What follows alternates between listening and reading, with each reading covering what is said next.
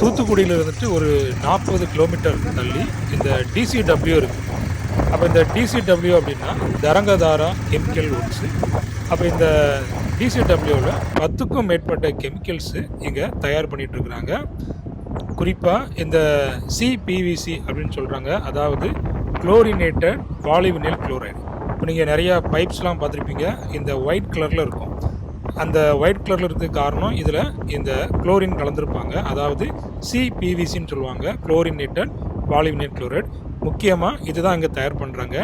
அடுத்தபடியாக இந்த நிறைய சைட் ப்ராடக்ட்ஸ் இருக்கு பாருங்க. ஹைட்ரோக்ளோரிக் ஆசிட் தயார் பண்ணுறாங்க. அதுக்கப்புறமா இந்த சோடா ஆஸ் தயார் பண்ணுறாங்க.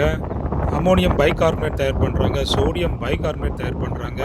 இந்த மாதிரி 10க்கும் மேற்பட்ட கெமிக்கல்ஸ் இங்கே தயார் பண்ணிட்டு வர்றாங்க.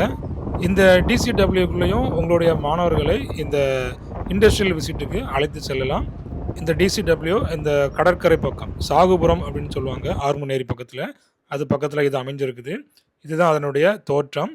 பாருங்கள், காஸ்டிக் சோடா தயாரிக்கக்கூடிய பிளான்ட்டு, ஹைட்ரோக்ளோரிக் ஆசிட் இந்த பாருங்கள். அதுக்கப்புறமா பிவிசி, லிக்விட் குளோரின், அடுத்தது trichloroethylene, sodium hypochlorite, ammonium bicarbonate, synthetic iron oxide pigment, ferric chloride,